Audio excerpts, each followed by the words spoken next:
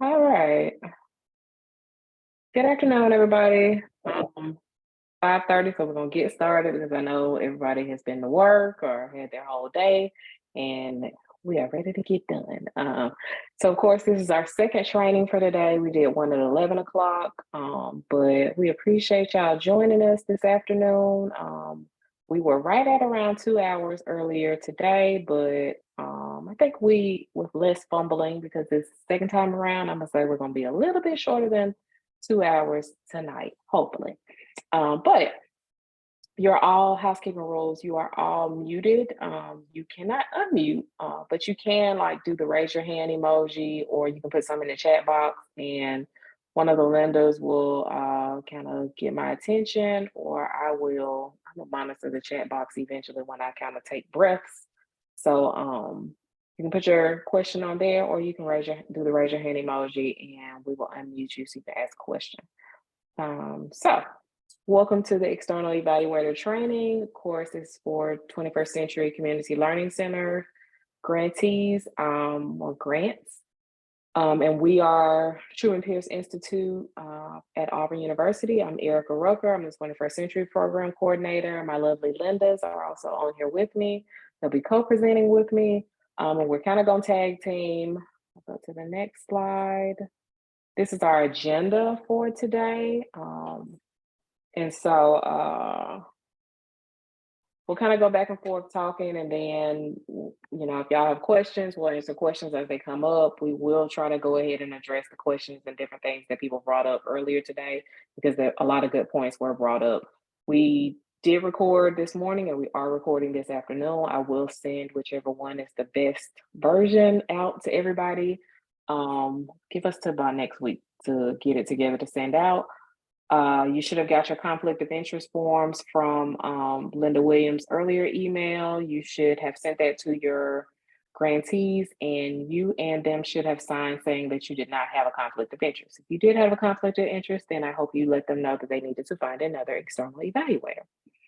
So here's our agenda. We're going to run through a bunch of different things, some updates. There are a lot of updates because of the new GEPR measures for the grantees that were implemented last year. This is the year we're going to go ahead and roll out the implementation to our final report. So that's what we're going to talk about. And the slides will be emailed to you, and we'll put them on the website after this is over with also. So you don't have to like try to take pictures or screenshots if you don't want to. We're going to send them out. So grant requirements. 21st Century grantees are required to have an external evaluator. That's why you're with us. It has to be an outside opinion. And they can pay you up to 5% of their grant. When they pay you that 5%, they cannot pay you travel on top of that 5%. So, or other expenses. So I would consider that before you decide to be somebody's external evaluator, before you sign your contract with them. I do suggest they generally do a 1-year contract, not any more than that, because y'all need to get a feel for each other and figure out if your styles are meshed. We did invite the grantees to come to this training. Some of them did come earlier today, and some of them are here with us this afternoon. We actually have at least one of our technical assistants with us from 21st Century. Let's see. Yes. So you can we want you to kind of get to know the people from the State Department, which is their technical assistants are their most quickest person that they get to. So some of them are on here today too. So external evaluation is one part, and you provide the final report and the evaluation plan for the grantees. The evaluation plan for cohort 15s is due December 15th, so it's coming up pretty quickly. The evaluation plan for cohort 16 is due in February, because a lot of the cohort 16s, if they are brand new, like did not have a cohort 14 grant, then they are not required to have started their grant until December 12th, which is 2 weeks from now. So we don't expect for you to have gone and done an observation on them for the fall if they just started in December. I'm not gonna make you go out in the 2 weeks that they're gonna be open before Christmas to try to do an observation. So they'll just do, for this first year, they'll just do a spring and a summer observation. So the other parts that they will do is they have core educational services, they provide enrichment, they have to do lesson plans, they have professional development. They have to do a minimum of 10 hours of professional development, and that's for every staff person that works for 21st Century. They have to do a community service project or a service learning project, is what we call it in 21st Century land. They have to do STEAM or STEM activities. They have to do a minimum of 3 of those a week. And then they have the continuation application. So the continuation application, I'm gonna talk about that later. It's gonna be on another slide. Why external evaluation? So external evaluations because number one, it's a requirement from not only the State Department, but from the DOE, but it provides an objective third-party report. It's external. So I want to be clear, we've had people in the past that, oh, well, this person used to work for the district when we wrote the grant, or I had someone, oh, well, our after-school person quit so that they could be our external evaluator. That's not external. They work for a partner that we already service. They helped us write the grant. Those are not external. In 21st Century is not going to allow you to be an external evaluator, which is why we have to do the conflict of interest form. So program improvement is another one. You're going to provide a progress report to the Department of Education. So you're like our eyes and ears at the site level or the grantee level, because we don't get to go out and see grantees on a continuous basis. Most of the time, the State Department at least goes out once a year to the grantees, but you doing an extra observation every semester gives us an eye as far as what you're doing, what the programs are doing. It increases accountability for taxpayer funds because this is taxpayer dollars. It improves technical assistance because things that you see and recommendations that you make help us to determine what type of professional development or technical assistance we need to provide to the grantees. So believe it or not, when you write the recommendations in your final report, we are reading them. If we see it in several reports, then it definitely sparks hey, we should do this. If you notice something and you don't want to put it in the final report, but you think that it's relevant to several grantees, you can always shoot us an email and we will push that up the chain to try to start doing professional development on that thing. So these are reasons why we have external evaluators. So the continuation application is an application that the grantees have to do every year annually to continue their funding. So cohort 16, they won't do continuation grant because obviously their grant has just been approved. But cohort 15, they are going to turn in or have turned in their continuation application already for this year. And so it's actually for progress toward their objectives. And so this year, the State Department decided, and we sent y'all an email about it a couple of weeks ago, or in the last couple of weeks, where we're asking y'all, hey, can you send them your observations? Because the continuation application is now asking them to upload their first and second observation from their final report.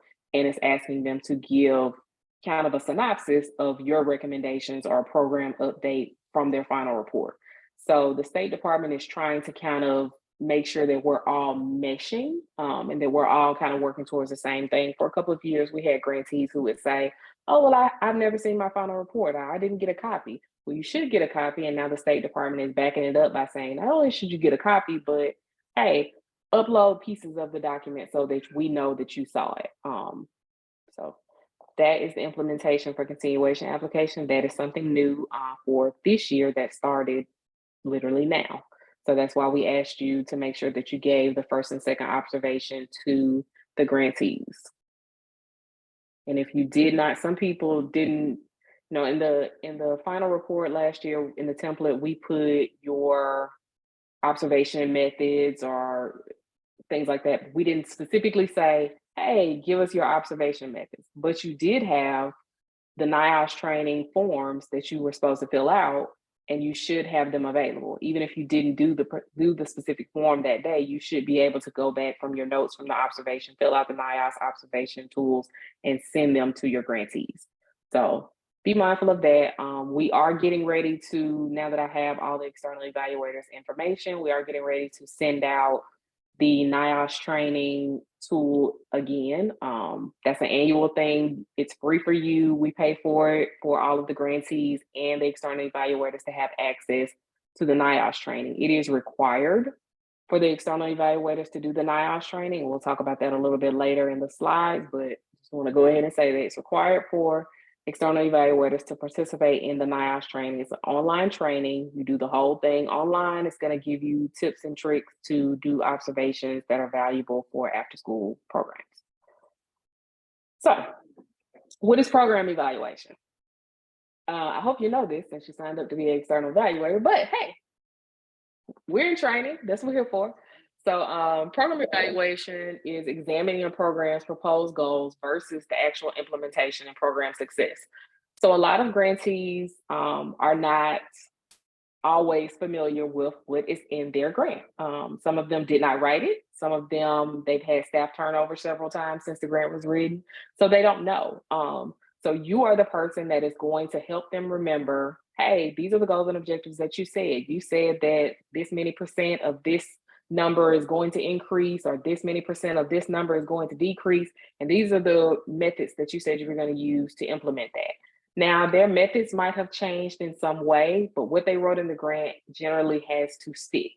So if this is their third year, they should be working towards that goal, and they should be, by this year, have met the goal, hopefully. But that's where you're going to come in, because you're the person that is going to be helping them track their goals and objectives every year. And so you're going to look for the program strengths and weaknesses. We want you to highlight strengths of their programs, but we also don't want to act like there are no weaknesses in programs. Every program has room for growth. So we want you to give them recommendations and tell them what works and what didn't work, and try to help them, even if, let's say if they're cohort 15, they're about to roll off next year. This is a good time to be giving them suggestions. If they had measurable goals that were not measurable, if they said that 75% of their students were going to increase 2-letter grades and only 10% of their students did that, well, now is the time to start, kind of shifting them with this final report that you're going to be producing for this year to maybe that's a little bit more too much. So these are the reasons why we have program evaluation in the grant, to try to help them stick to their goals. So GEPR measurements. So these are our new GEPR measurements. We started them, or the DOE started them, not us. Started implementing them last year. So we actually, all of these are going to compare, and that's what the little note at the bottom says, 21-22 to 22-23. We understand the 21-22 is not in this school year, but they have to compare last year to this year. So what we are reporting on right now is we're reporting on 20, 21, and 22, 20. So that's why we didn't try to ask you to implement the GEPR measures in this final report that was just due September 30th, because we were still kind of trying to figure out how we were going to implement it ourselves, and so was the federal government. So now that we're a little bit more clear on how we're going to implement, these are the GEPR measures, and we're going to talk about them a little bit more. So go to the next slide. This first one is on academic achievement. So this is based off the state assessment. State assessment, they're going to grades 4 through 8. I want y'all to pay particular attention to the grades. All of them are going to be based off of different grades, and they're going to tell you every time. And we're going to have the grades in the template, so don't worry, but it's going to be different grades. So when you see it in the template, it's going to be, well, hey, this is grades 4th to 8th. Well, if you serve high school, skip it. You can take that chart out of the final report because it isn't applicable to you. So for grades 4th through 8th, they had growth in reading, language arts, and math. That's based off the state assessment. So what the State Department has done is made it where the grantees just have to go into Power School, and they have to check each student as a 21st century student. Once they check that student, then at the end of the year, it's only going to happen once. Power School is actually going to send me a large file, and that file is going to be sent to our online system, which is Easy Report, and they're going to match the students based on the student numbers, state student numbers, to report growth in reading, math, and language arts. Reading and language arts are together. So that's one of GEPA measure, but it's going to be reported through Power School. So Power School is going to talk to Easy Report once, and it's going to be an Easy Report, whether it's an increase or a decrease. The growth is any growth. So if it's 1 point, it's a growth. If it's a half a point, it's a growth. Any growth is growth. Let's go to the next slide. And this is kind of what the chart is going to look like.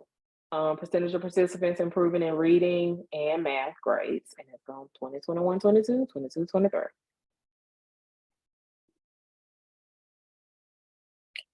So the grades crosswalk is just as you see on the screen. An A is also exceeding expectations, is also 90% to 100%, is also a GPA of 4.0.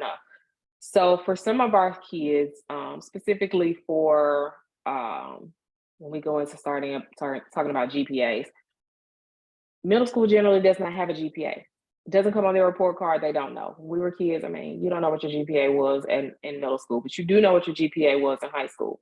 So for our middle school students, some of the sites are going to have to calculate their GPA and put it in Easy Report. This is the one thing that they're going to have to attain themselves. Power School is not going to give us GPAs. The grantees are going to have to give it to us. They're not going to give us grades. The grantees are going to have to give it to us. But remember, and we're going to this one next. Remember that. Stick a pin in that. So GPAs, 7th grade, 7th through 8th, and 10th through 12th. But remember, I said that you have to look at last year, compare last year to this year. So for that reason, we're asking for this for middle school and high school. So 6th through 12th grade is going to report GPAs if they have a prior unweighted GPA of a 3.0 and who demonstrate improvement. Any improvement is improvement. 1 point, 1 point, or 0 point, all of that is improvement. So the crosswalk is going to be used by the grantees to figure out what their GPA is, and we're going to help them with the calculation of that. Matter of fact, this year, Linda Williams is actually doing the calculations for the middle schoolers. I'm going to take a pause and look at the chat box. Should I have a conflict of interest form? Beth, send me an email or send Linda Williams an email or whoever, and we will get you the conflict of interest form to fill out with the grantees. I also sent them to the grantees too, so they had them to send to y'all. Let's see, question. So the data that we'll be using will be available for the year or just for the months after September. Let me look and figure out what you're talking about. I'm gonna unmute you. Tell me what you're talking about. I'm sorry, you mentioned that they just started with the GPRA information and they needed through September to kind of figure out how they were going to use it. So I was wondering, is that information going to just be available for October, November, December, and we'll use that information, or will data be available that we can access for the entire year as well? Or should we Okay. with does that make sense? Gotcha. So again, still a new process, but you'll get all of the data at once. It'll be for the year. Like I'm going to give you the example for last year's data. So for last year's data, we got it in the summertime. Let's say the summertime. And the State Department sent me a year's worth and they condense it down to, did they improve? Yes. Did they improve? No. And they sent it to me in a big file. I sent it to Easy Report. That's our online system. And then they put it with each child. Okay. And then that's the data that we report to the DOE. So once that's in Easy Report, y'all will have access to it also in the form of reports. Okay, perfect. Thank you. Okay. Good question. So, and I'm glad he pointed that out because I forget that we're talking to new people and old people. So some people understand the stuff I'm talking about, some people don't. Good question. So let's go on. So the crosswalk can be used, and this is what the chart is going to look like. Look at the top, less than 15 hours. Last year, in years past, we reported students by days.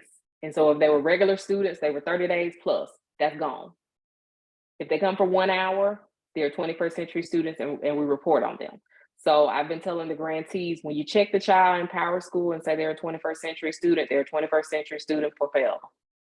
But forever, as long as 21st century tells us to report on them.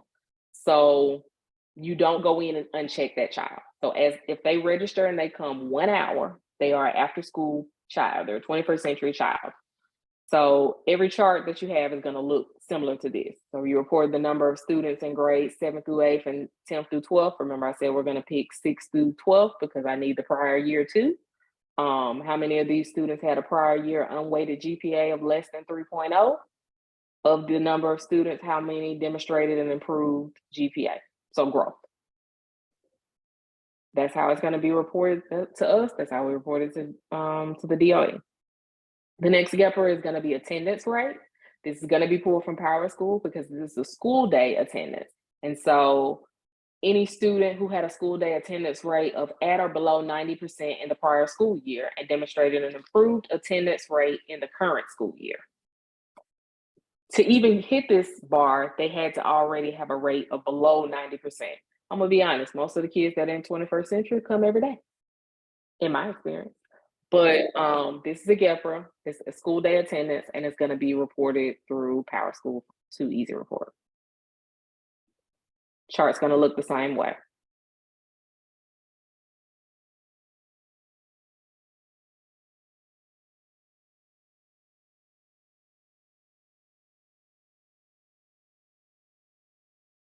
All right.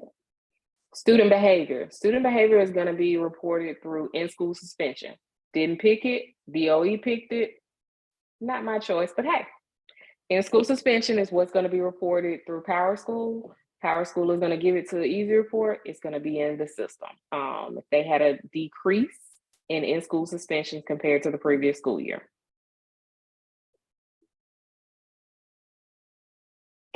Chart looks the same. And then surveys. And I've been, make sure that you're looking at these grades, but we'll talk about it again. So this is grades 1 through 5. So in the past, every child in after school had to be surveyed from the teacher, the parents, and the students. So we suggest that all of the grantees still do the surveys, but only grades 1 through 5 have to do the survey for the teachers. And the teachers are going to report engagement and learning. Now the surveys are going to ask the same questions that they've asked before. It's about 10 questions to ask. Does the teacher feel like they're going to be there? They have improved. Does the teacher feel like they've done more homework? Does the teacher feel like they're more engaged in class? Those are the same questions they're going to ask in the survey, but now it's only required for grades 1 through 5.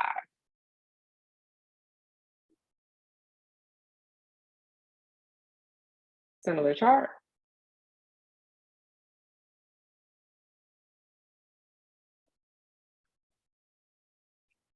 So we're going to go on to, this is an important part to me, because if you're going to be their evaluator, you need to know what they wrote in their RFA.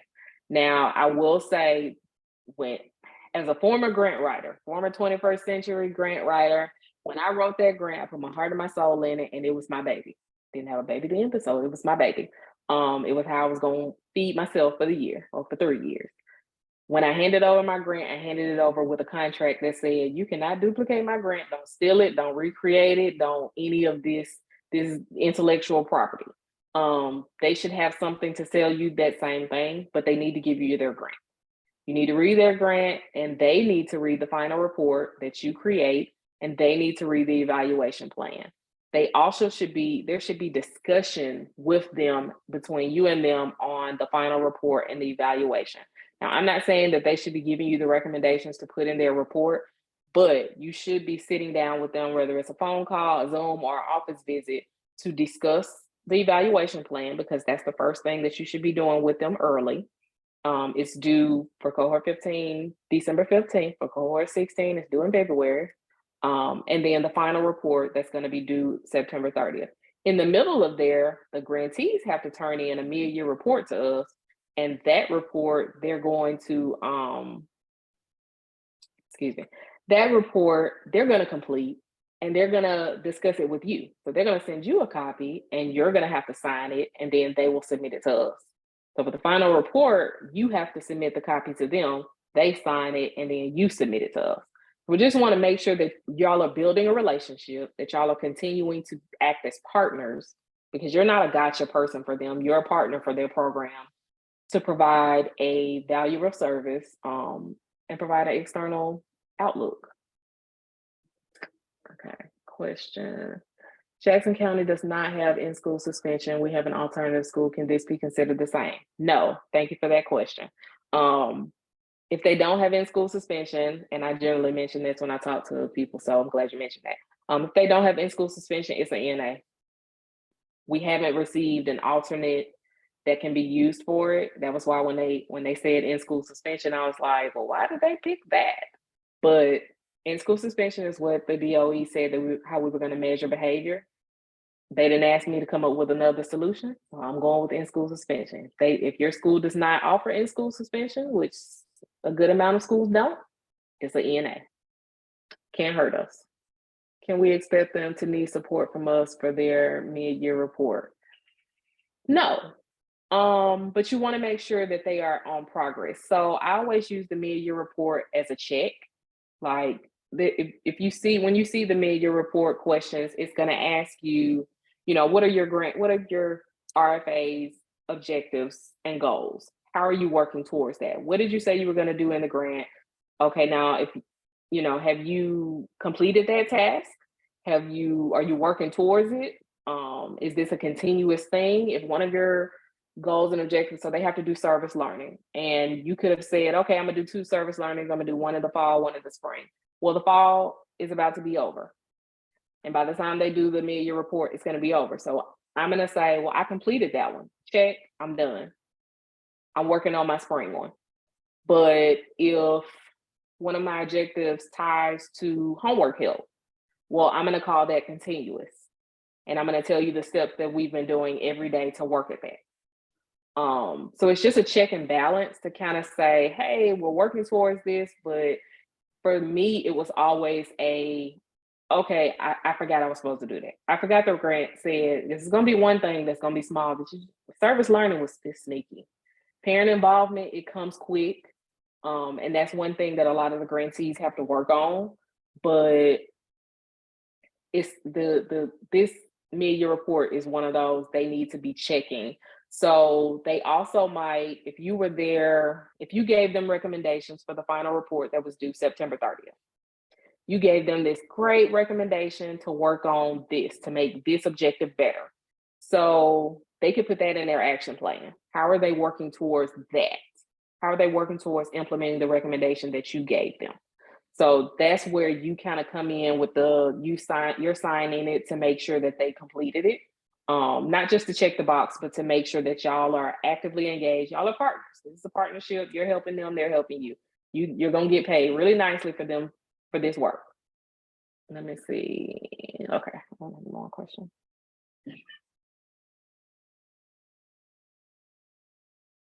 So I talked about the online training that you're going to have to do. It's called APT. It's presented by the NIOS group out of Wellesley College. And so it's an online system, and it's basically to systematically gather evidence in order to answer information. Questions like, what's the quality of your program? Are youth enjoying or having a good experience in your program? Are youth developing their relationships, skills, behaviors, beliefs that they need to be successful, and that's outcomes? And then how can they strategically improve our quality? So you're gathering qualitative evidence, but this is I want y'all to all be on the same page. So that's why we do the APT training. I want each one of you to be able to look at the after school programs when you do your observation in the same frame. And then I want you to bring your perspective into it. Because you might not be from the after school realm, but you might have some input on education or whatever perspective you come from. But the APT is going to give you a little bit of knowledge on what you should be looking at for a quality after school program. And then I want you to bring your own lens to it and make it cohesive, if that makes any sense.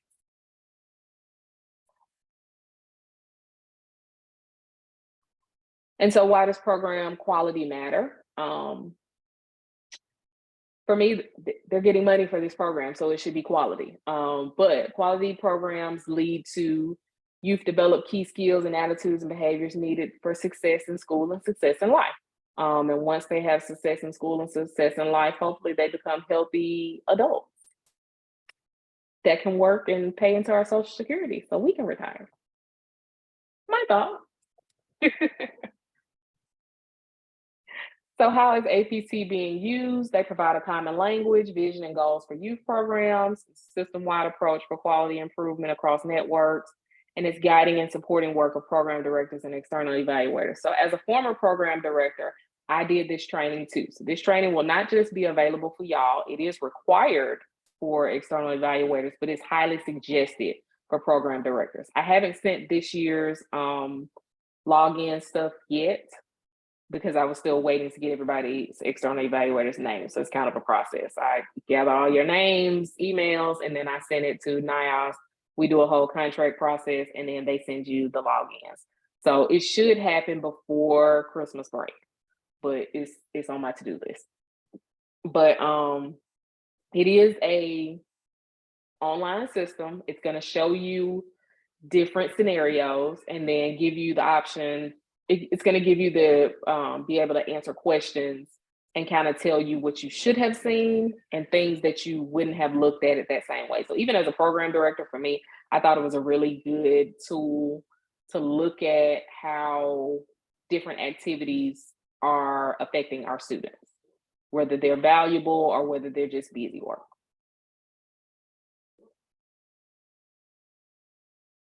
So this is the continuous improvement cycle. So the grantees, they set goals and they select quality outcomes. And then we're coming in, we're documenting, we're tracking and collecting the data. We're reflecting on the findings and making an action plan. That's where their mid-year plan comes in with the action plan with the grantees. Then we're going to make program changes. They're going to make program changes based on your suggestions and recommendations. But they're also, even though they're the same program changes, they can't change too much outside of what they put in their grant. So that does mean they can come up with a new way of doing this activity, but it does not mean they can come up with a whole new activity if they wrote it specifically in their grant. So just be mindful of that. And then you're going to reassess, collect, post APAS data. And so then this is an every year process.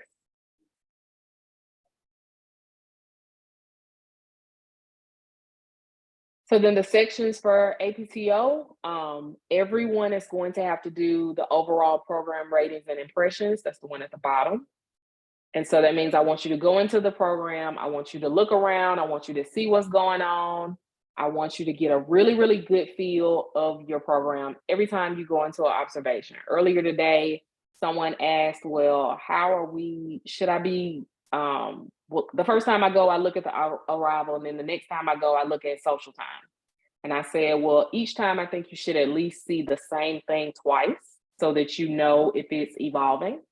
But my expectation is that you are spending around the 2-hour mark at a grantee's site for observation. You should not, you're only seeing them once per semester. You should not be going there and only seeing them for 30 minutes.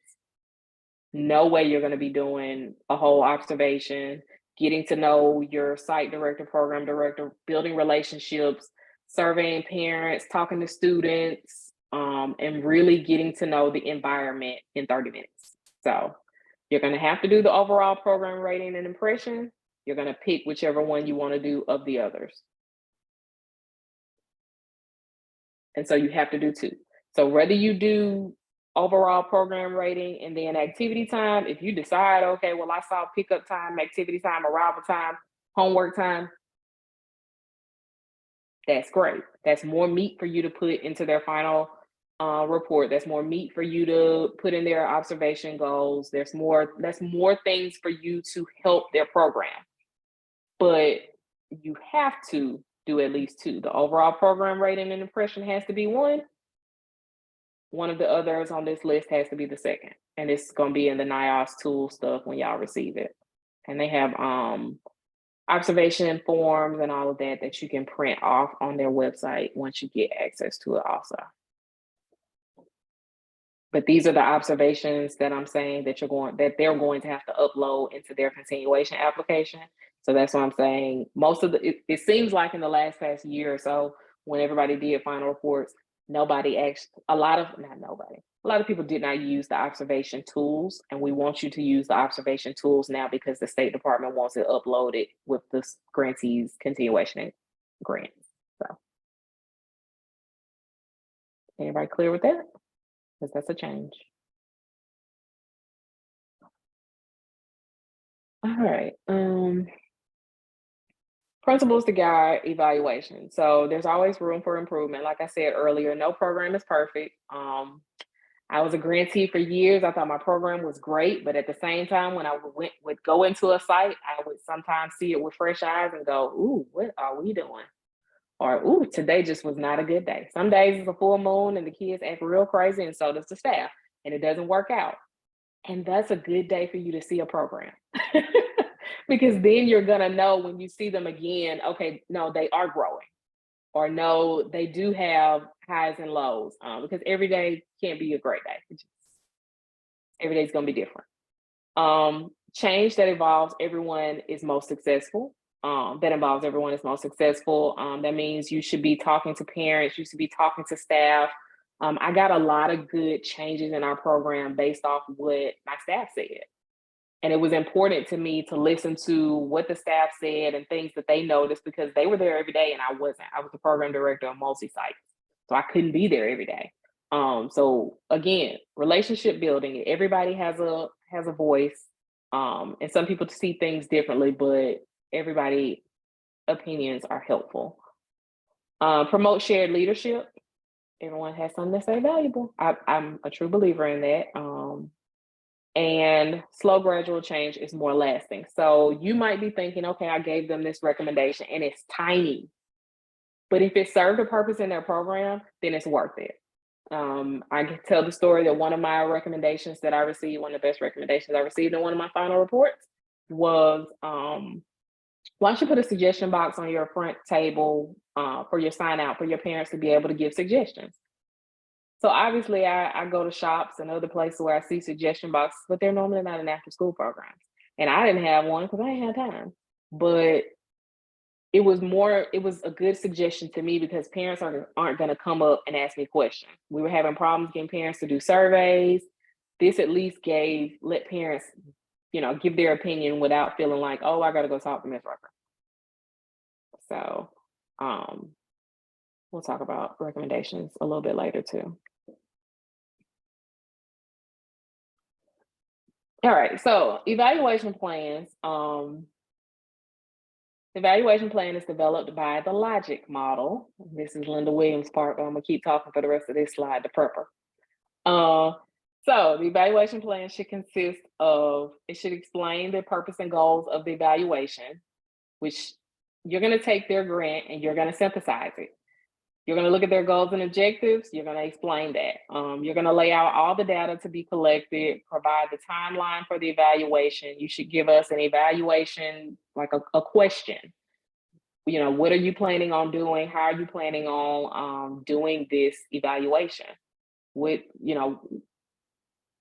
I always like to say, what you going to correlate? How you going to make it your own? Don't just look at my template and just answer the questions on the template. That's boring. They're not paying you 5% of their grant just to give you exactly what's on my template. Where's your splash coming in? Are you adding pictures? Please add pictures. It makes the reading flow a lot better for us. How are you correlating? How are you gonna make this different? How are you gonna show them a different perspective on their program? You're gonna document program activities. You're gonna provide a timeline for the evaluation. You're going to outline how the evaluation will be distributed to stakeholders, which they should have put in their grant, but you might be able to expand that. I used my final report to write other grants. I gave it to my district admins when it was time to rewrite the grant to show them the success that we had in the program. There's many ways that you can kind of help them distribute it to stakeholders. Are they going to post it on their website? And then we have provided an evaluation template for you to use. But again, I want you to put your own sauce on it. Linda Williams, you ready? I think that you're doing an awesome job. Why would you stop doing that? I don't understand. I don't understand. I don't get it. Good evening, everyone. How are you all? Hopefully you've had an awesome day, but you're familiar with the evaluation plans, and some of you may not be familiar with the evaluation plan, but like Eric has said, it is due once a year, and it's due December the 15th for cohort 15. And if you're part of the cohort 16 train, then it is due February the 28th. Of course, this plan is to be done by the external evaluator. And please make sure that you take this plan and discuss it with your site coordinator and make sure they got a good understanding of what is expected, because most of the information that's included in the evaluation plan is a part of their grant. And so it's important that you go over every session, every part of that plan with them, which includes the introduction, background description as a part of the grant, the stakeholders, the purpose, the data collection, the what, when, and how. All of this is a part of the evaluation plan. And one thing I want to add, Erica, is I don't know whether you may mention well, I'll let you do that later. You can turn it to the next slide. We'll talk about that later. The logical model. The logical model is also a part of the evaluation plan. It's a template. We're going to give you a template for the evaluation plan. And guess what? The evaluation plan didn't change. We're still using the same template. But make sure you read over that template. Make sure that you do everything that it says in the template. You don't have to have it the way we have it on that template, but you have to have the information that is listed in that template in your plan. So, and one of the things that is listed is the logical model. And that's just an example of what that logical model looks like. Make sure you attach it to your plan as soon as you upload it to Quadrix. We need to see that. We need to make sure that your site coordinator sees that as well. You have your goals, your inputs. Oh, Erica, you turned that real quick, but go on. We'll go on to the program description and oh, she's back. The logical model, it has the goals, the input, the outputs, the outcomes, and the performance measures. I'm ready to go on now. Okay, program description and background. This is also a part. You know what? Even with this plan, we tell you how many pages, how many paragraphs that you should have. Now, it's just a suggestion on how many pages and how many paragraphs. But if you're going to do an evaluation plan, make sure you're specific, make sure you're thorough, make sure you're explicit, and so that they can understand exactly what's expected of them. You need to see their needs assessment. Usually that needs assessment is a part of their grant. The partnerships, the resources, the activity schedule, your staff, your goal, all of that is a part of the evaluation plan. Activities, evaluation activities, your stakeholders, the who's of the evaluation, vested interest. You know that we are invested in these children because that's the reason we do what we do, is because of the love that we have for children. Your teachers are also stakeholders, your day school teacher, the staff, your staff that works with these children. And some of these staffs are actually people that work with these kids during the day, administration, and partners. You have your partners that come in and they may do demonstrations on STEM, they may do arts and craft, but all of these are a part of the stakeholders. And even your Board of Education members are stakeholders. Your community is stakeholders. You have a lot of stakeholders out there, and they are all a part of your evaluation activities that they should be able to perform.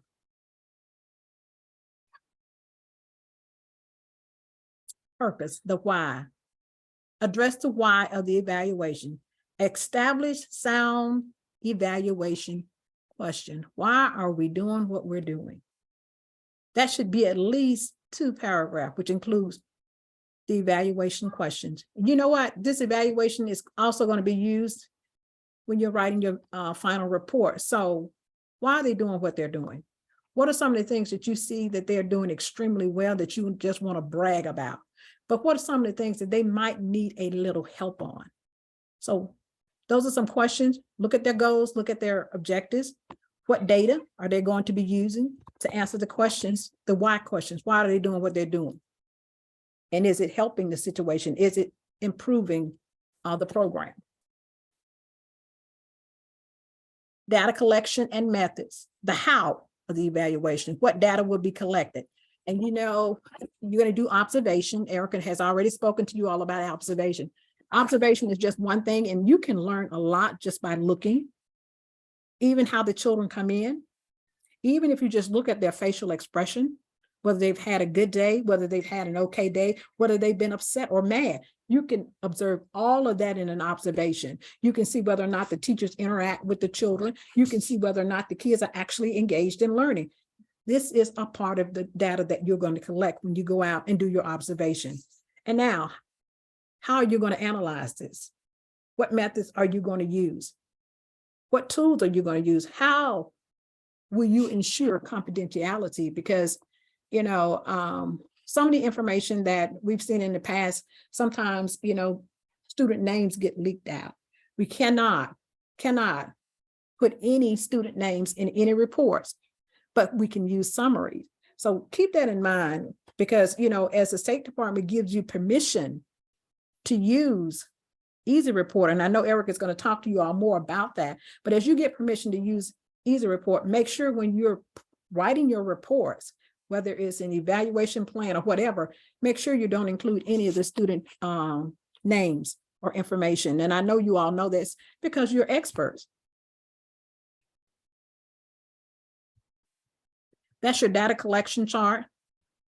What tools are you using? What data are you using? Who's responsible for what?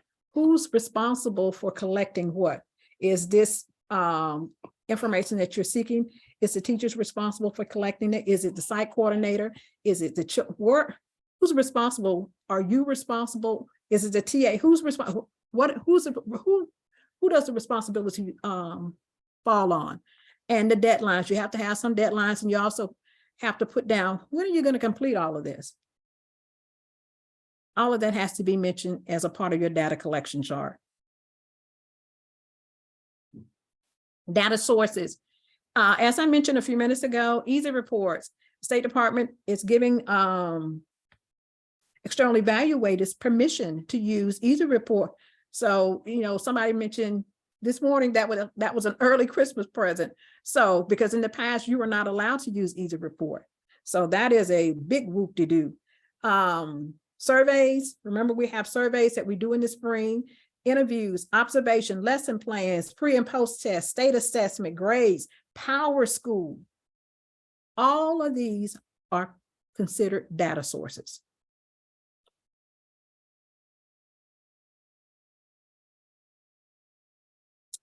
Using the results.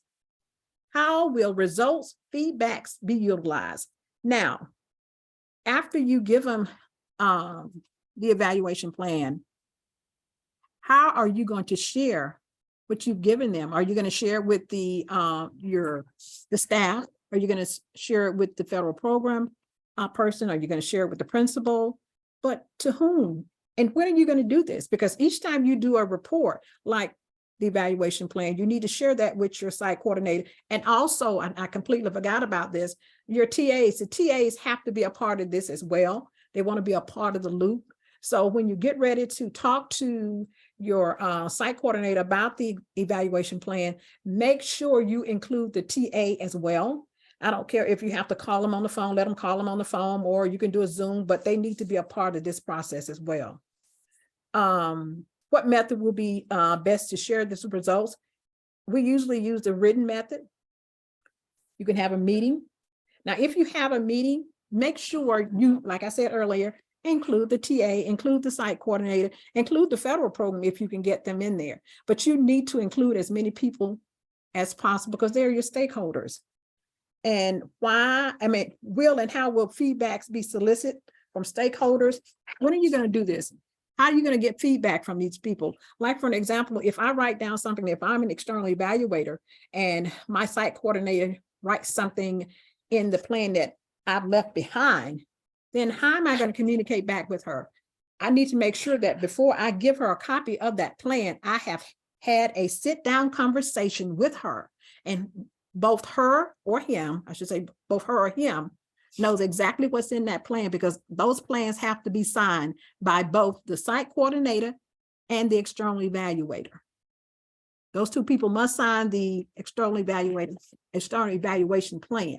So make sure you don't just email it to them and tell them to email you back the signature. No, you need to get that signature. You need to sit down and make sure you go over that plan with him or her.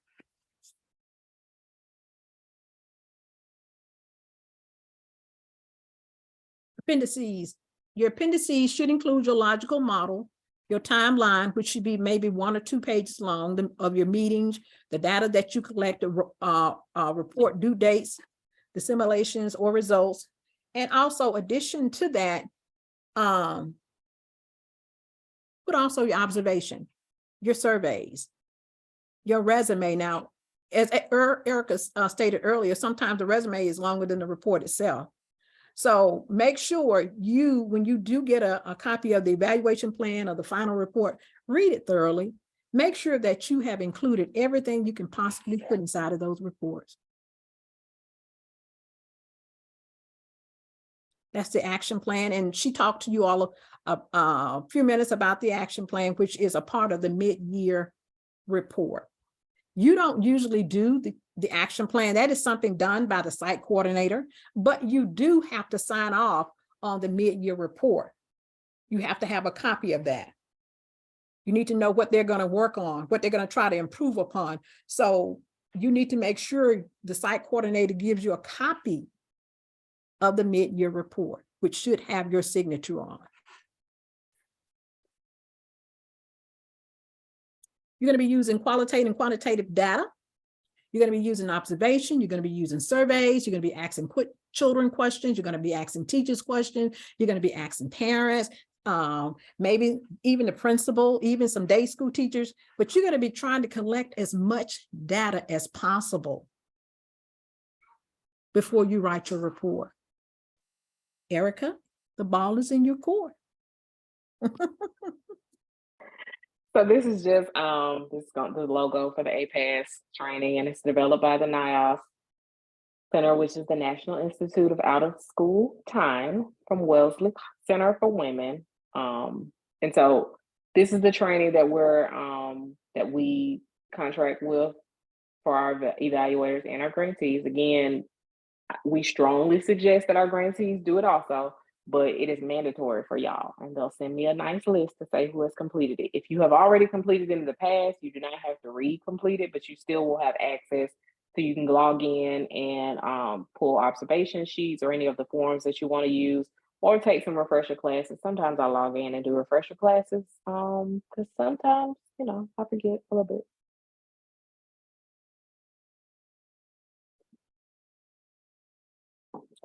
So these are just some parts of the APAS tools.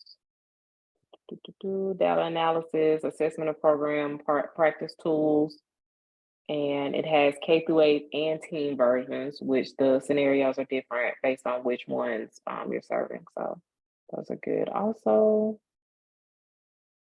So the final report always going to be due on September 30th. We have wrestled with whether we should change the deadline and all of that, because you'll be sending everybody, will you be sending the NIOS training? Yes. It'll automatically send once I send them the information. So yes. But final report is due on September 30th. We can't change the date. That's the end of the fiscal year for the state. So for our cohort 15, September 30th, 2023, they're going to be rolling off. So it'll be the last day of their grant. So if we make the deadline past that, then technically we're messing around with how they're going to pay you, because they're not supposed to pay you your final payment until they receive their final report completely. So final reports, it's a written report that is culmination of the evaluation activities. Again, we're going to give you a template.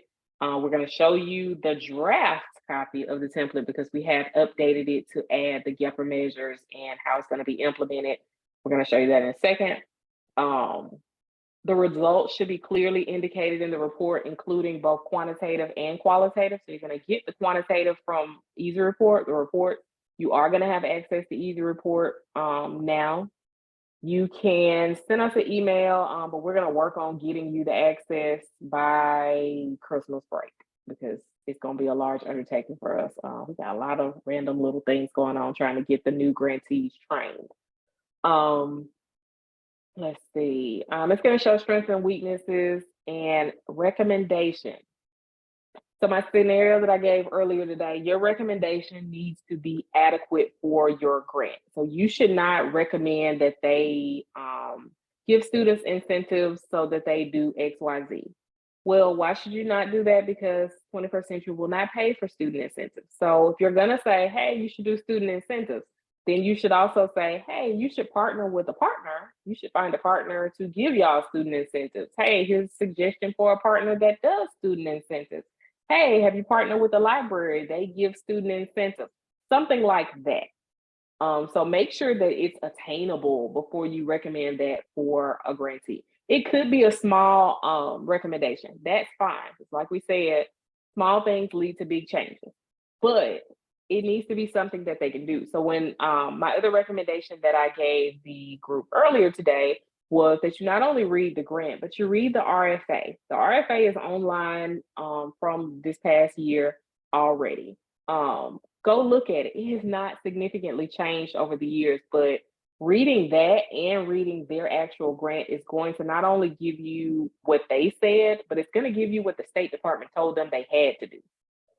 It's going to tell you their do's and don'ts, their regulations of 21st century that they have to follow. First thing, we can't buy food. Can't transport kids in vans.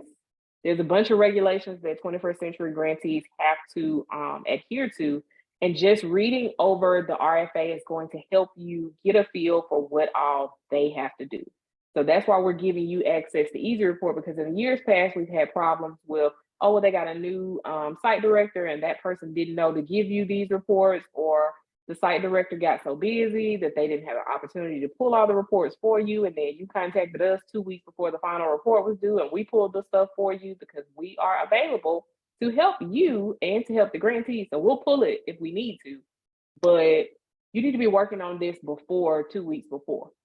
We had a lot of issues in the last year or so where it was obvious that people didn't start working on these reports until a week before.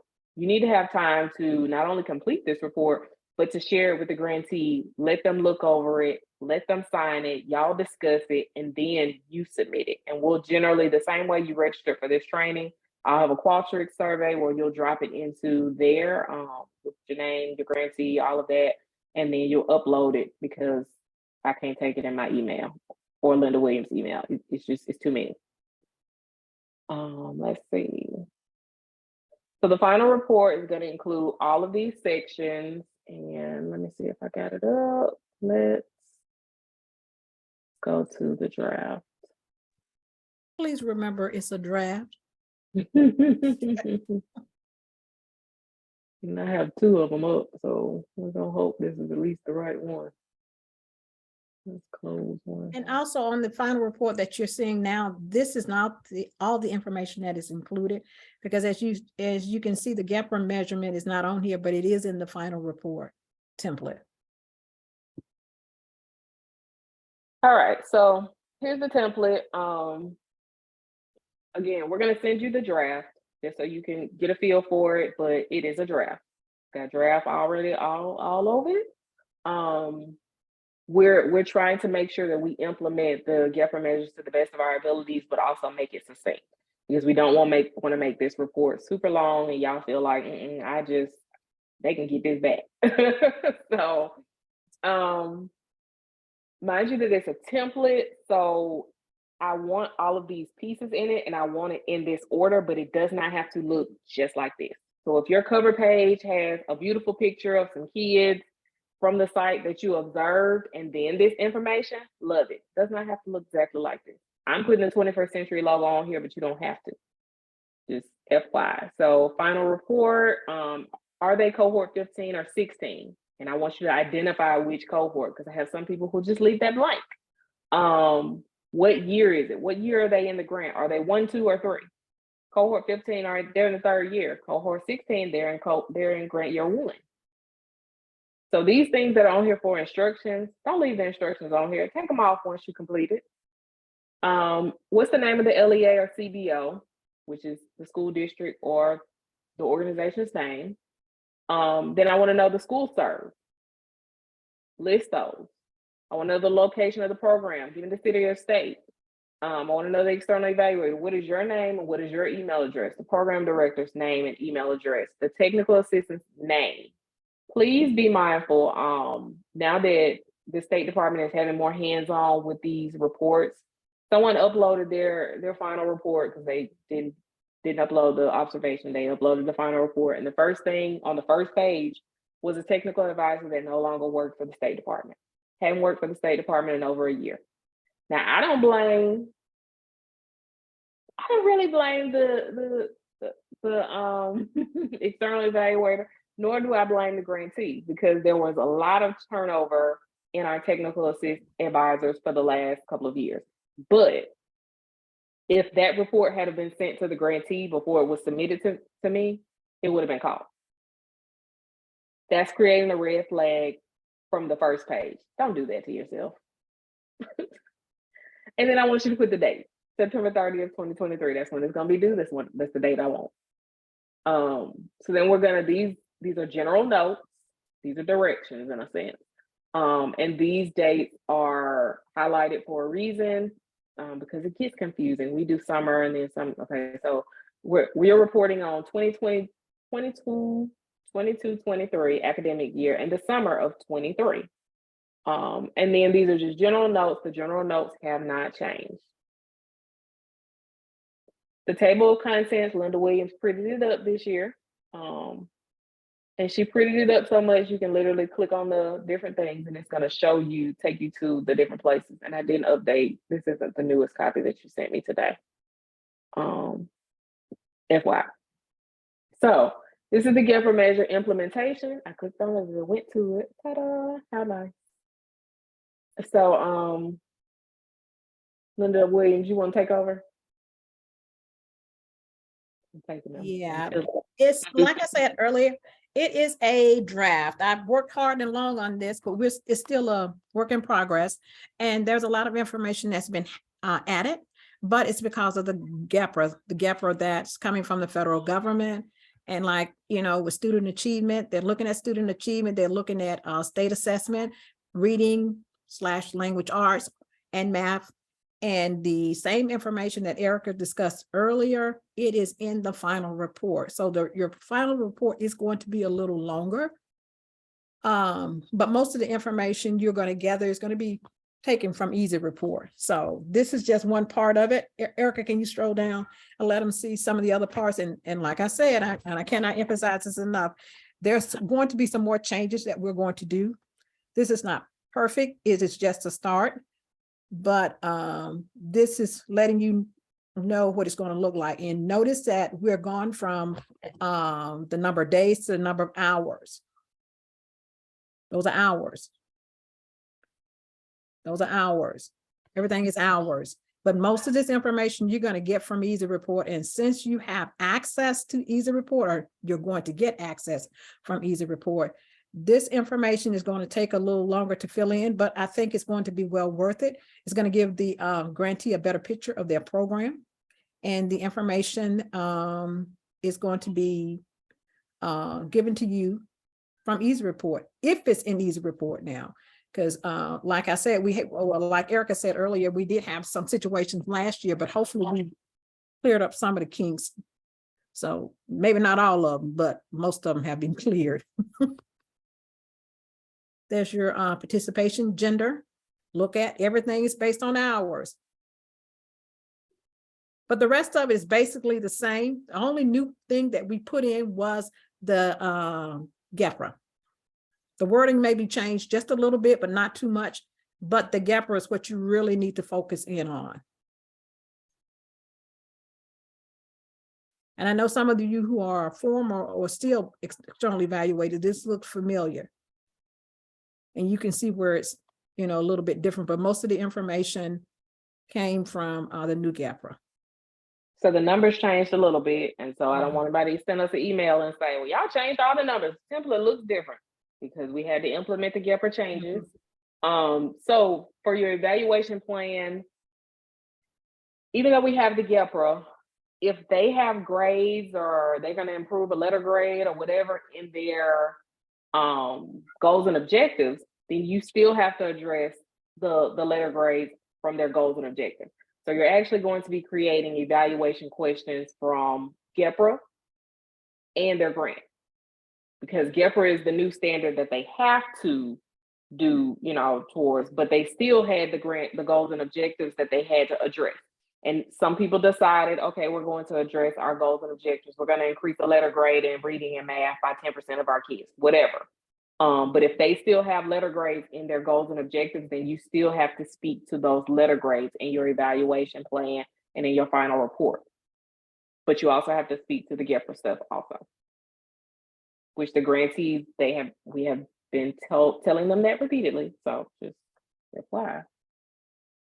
But other than that, the template has not majorly changed. The numbers are a little bit different because we had to kind of move some stuff around to get the GEPRA stuff in there. This is still a draft. We're still kind of playing around with it. We will specifically spell out in the appendices that you need to include your observation reports from the NIOSH training or the APTO stuff.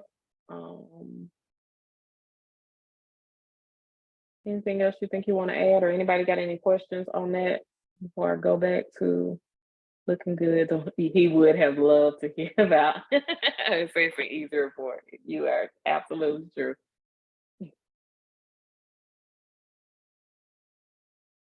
See somebody with a hand up. Now, and also remember that this information, yes, it's coming from Easy Report, but if you can't find it in Easy Report, don't hit the panic button. Just call us and we'll try to help you as much as we possibly can.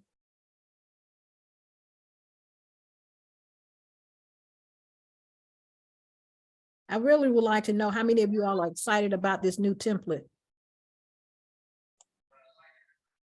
Go ahead, Dr. Bird. Yes, under the evaluation plan and also under the final report, you're asking for the evaluator, external evaluator's resume. Which one do we put the resume on? This final report. It was already in the appendices last year to include either your I CV or understand your it, but on resume. the previous evaluation plan, Ms. Williams had it resume on the evaluation plan. If it's in the template, then add it to the evaluation plan also. Yeah, because it was on. Well, I just, first time I saw it, the template that we got here back in November, last part of October, it didn't ask for a resume.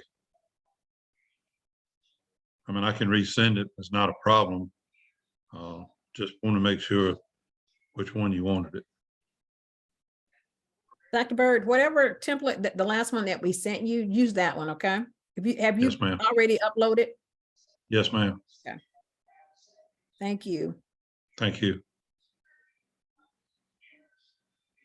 All right, so I'm gonna switch my share screen back. All right, so love the way that it's clickable. Yes, I love that too.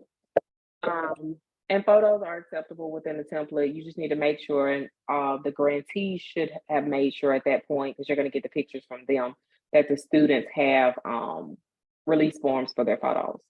But normally it's in their the releases in their on the applications when they first get into the program. So shouldn't be an issue. You're going to get the pictures from the grantees. They're going to make sure that you're straight on that part. So these are the parts of the final report. We just showed y'all those. Summer program, okay, that was the other part that I didn't talk about when we looked at the template. So you'll have sections of this template that are not applicable to you. If that program doesn't do a summer program, it's not applicable. Skip that section. Take that section out of your report. Don't just leave the stuff blank. Just take it out because it's not applicable. If the GEPRA measures are for grades 1 through 5 and you serve middle school or high school, skip that part, take it out. So look at the GEPRA measures, and it's going to have it on the template to tell you what grades do what GEPRA measures. And if it's not applicable for your sites or for your grantees, skip it.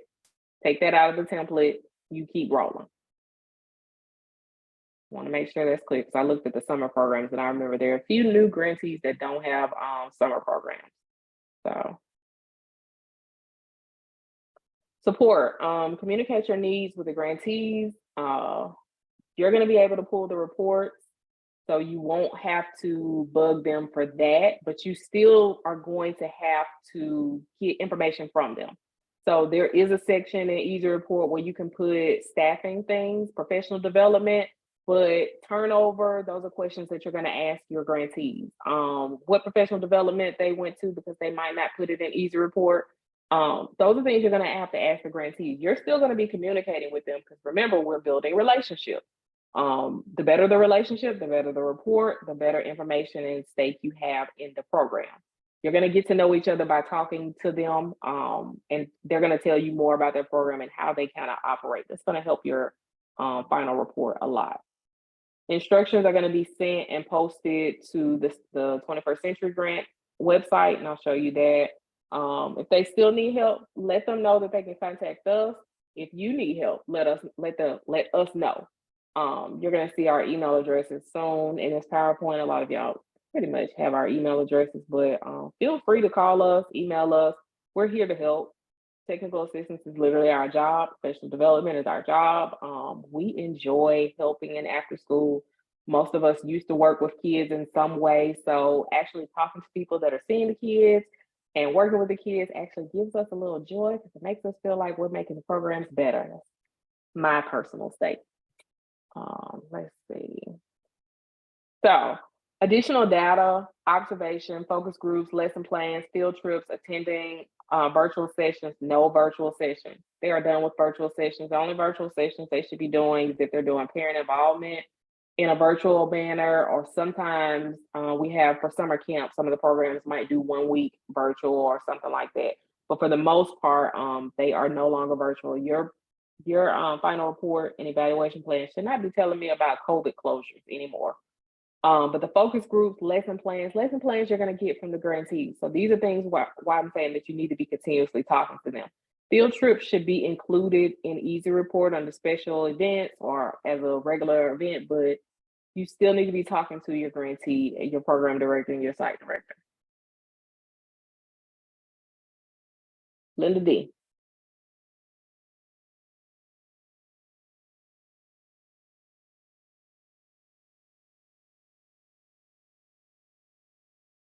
She's probably trying to unmute herself. Okay, I think I got myself unmuted, but my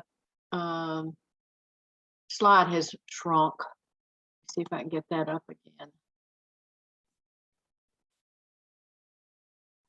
Y'all, my slide has disappeared.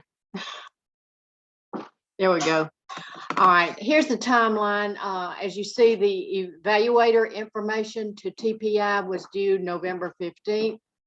Almost all of our sites have provided that to us now. I think we're missing about maybe 3 or 4 sites at most, and they are the some new cohort 16 sites. So if you're a cohort 16 and you have not given us that information, we need it. Notice that the evaluation plan for cohort 15 is due December 15th. That's only a couple of weeks away. So I hope you all are compiling that now, thinking about it. The training today should help with that. And for cohort 16, February 28th. Now I realize that some of the cohort 14s continued as cohort 16, but so you could conceivably get that in earlier than February 28th. But that is the deadline for February for cohort 16. Mid-year report, which is done by the site director actually, but you both have to sign off on it. January 30th for cohort 15, February 19th for cohort 16. So notice that for cohort 16, that evaluation plan and the mid-year report are due very, very close together. And then your final report for everyone, September 30th. One thing I also want to mention is because many cohort 16 sites did not open until, they're not required to be open until December 12th. So if you are an external evaluator for a cohort 16 site that just is opening in December, you're not going to be able to get in probably a site observation during the fall term. So if that's the case, you're only going to be required 2 observations rather than 3. And isn't that correct, Erica? Yes. Okay. So I think that takes care of the timeline. And if you have questions, put them in the chat.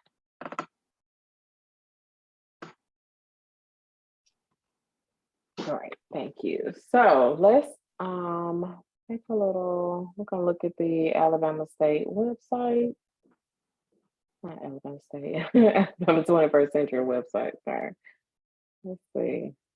Where did my share screen? Computer wanted to act wonky. Yes, I think I want to show it to y'all. My computer says it don't want to show it to y'all. Let's see. Okay. All right, there we go. So this is the new 21st Century website. And generally, your stuff, I went to that sidebar. My computer is blacking out on me. Hit the grantees. And hopefully our / external evaluator link is going to work soon. I've emailed our tech person and said that it's not working. And then your resources are generally under this external evaluator document under grantee resources. Right now, everything under there is looking a little outdated, but I'm gonna update them. This is the responsibility checklist that you should have went over with your grantee, just to talk about what they're responsible for and what you're responsible for. We pretty much covered in this training what you're responsible for, and we kind of interwove what they were responsible for as far as giving data to you. Job description is what they should have given you when they were recruiting. That's another contract template. That's a copy of the PowerPoint from last year. The contact list. And then I'll put the templates on there. I think we took them off because they were all a little outdated. So I will try to get that up there by this week. Let's see. Put my slideshow stop to.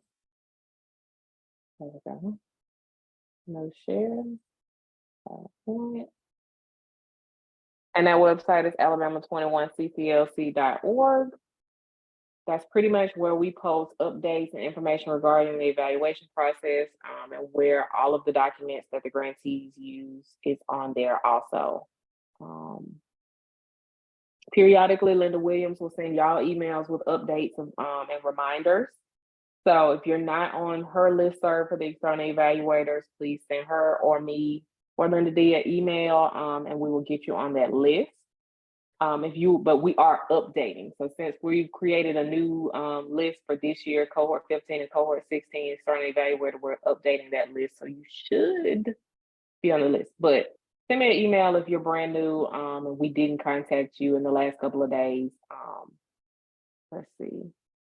These are all of our email addresses. I generally send reminders to the grantees every week. And so I'm sending them reminders for things that are due to y'all to kind of help build y'all relationship. And anytime we have a training, they receive training on the external evaluation process. They were invited to these trainings. A lot of them came to the daytime, and some of them are on today too. We have 2 TAs that are on this afternoon too. So we're all trying to get the same information so that we can all be a cohesive unit. Our basic thing is that we all want to provide quality after school for the kids in Alabama. We service probably about 20-some thousand kids for after school with 21st Century funding. That's your taxpayer and my taxpayer dollars. So we want to do what we need to do to provide these experiences for kids. But y'all have been a lovely group this afternoon. I know it's getting late. It's almost 7 o'clock, which means I beat my, we did really, really good on time. This is our contact information. If y'all don't have our emails already, we'll be sending out this PowerPoint slide and the recording. Give us by next week. And if y'all have questions or comments or anything, you can either, let me see, I'll let y'all be able to unmute. Or you can raise your hand and ask questions now. Or you can unmute yourself if you want to ask a question. Or you can send me an email or call me. If you got another email from me before, then my phone number is in the signature. Go ahead. Hey, Erica, this is Miguel. Thank you so much. This has really been very informative. Just a quick question. I know you said it's probably may take a little while for you to get the video uploaded. Will we get the email of the deck and the template within the next day or two? Yes. Okay. It's going to be the draft. Yes, but the draft. Yes. And it's a beautiful draft, Linda, as well, by the way. Thank you. It is a She'll be draft. glad to hear it because she worked on it for a long Yeah, it time. looks like it took a lot of work for sure. So Any other questions or comments?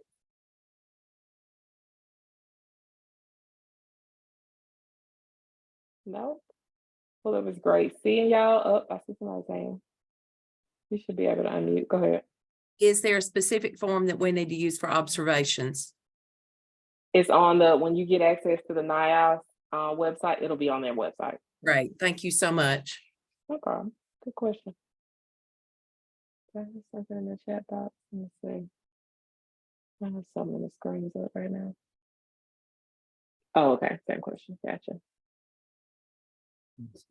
Any other questions about that?